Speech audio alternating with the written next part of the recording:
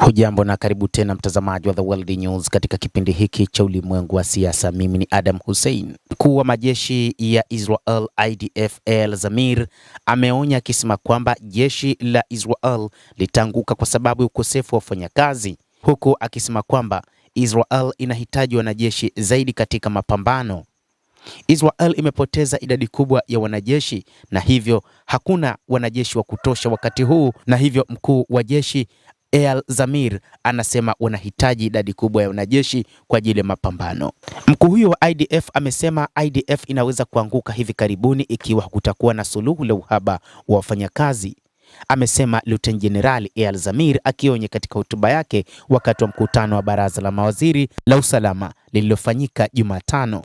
Ninainua bendera nyekundu 10 kabla IDF kuanguka yenyewe, Zamir alisema wakati wa mkutano wa baraza hilo la mawaziri. Vyanzo vya IDF vilisema kwamba kuna wasiwasi mkubwa kutokana na uhaba mkubwa wa wafanyakazi, hasa wakati wa vita vinavyoendelea.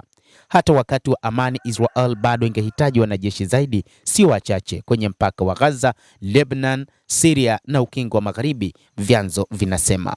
Ikiwa serikali haitaongeza askari zaidi, basi kutakuwa na maeneo yenye mapungufu makubwa, aliongeza. Mkuu huyo wa wafanyakazi wa IDF Eyal Zamir alihudhuria mazishi ya mwanajeshi wa Israel Hadar Goldin ambaye mwili wake ulikuwa umewekwa mateka na Hamas huko Gaza tangu 2014 na kuachiliwa siku chache zilizopita katika makaburi ya kijeshi ya Kfar Saba. Hata hivyo, mkuu huyo wa IDF anatazama namna ambavyo jeshi la Iran pamoja na makundi mengine ya wapiganaji ikiwa ni pamoja na kundi la Hezbollah la nchini Lebanon linavyoendelea na mapambano, wakati ambapo sasa hali inazidi kuwa mbaya. Mkuu huyo wa jeshi anasema lazima jeshi la Israel ziongezewe nguvu kwa ajili ya mapambano dhidi ya Iran pamoja na makundi hayo ya wapiganaji. Pia hakujawa na sheria iliyowekwa ya kuongeza kwa kiasi kikubwa idadi ya watu wa kijeshi katika jeshi hilo na kuchangia, na hii ndio ambayo inasababisha kuchangia ukosefu wa idadi ya wafanyakazi. Kabla ya operesheni ya Rising Lion, serikali ilikuwa ikiendeleza kwa kasi sheria yenye utata ambayo ilisemekana kutekeleza uandikishaji wa wanajeshi.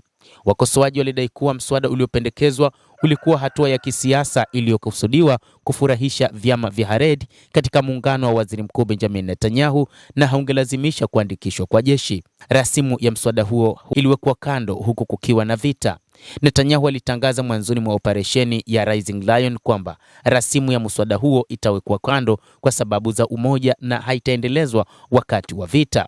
Wanasiasa wa upinzani walikosoa vikali serikali kujibu matamshi ya Eyal Zamir, wakionya kwamba ukosefu wa utayari wa utekelezaji wa uandikishaji wa Hared unaweza kusababisha shida kubwa ya usalama nchini.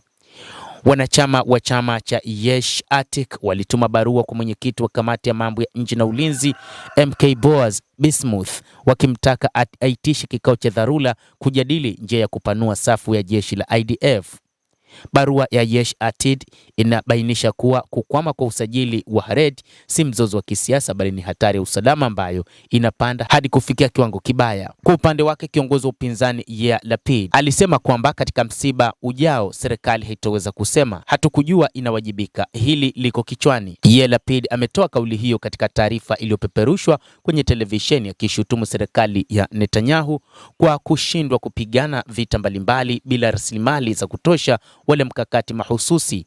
Kauli ya Lapid imetolewa baada ya mkuu wa majeshi wa Israel Luteni Jenerali Eyal Zamir kuelezea wasiwasi kama huo kwa baraza la usalama la Israel. Mtazamaji, endelea kutufuatilia, lakini ni kusihi usisahau kulike, usisahau kucomment, kadhalika kusubscribe channel yetu hii upate habari hizi kwa mapana kupitia The World News. Mimi ni Adam Hussein, endelea kuwa nasi wakati wote, endelea kutufuatilia.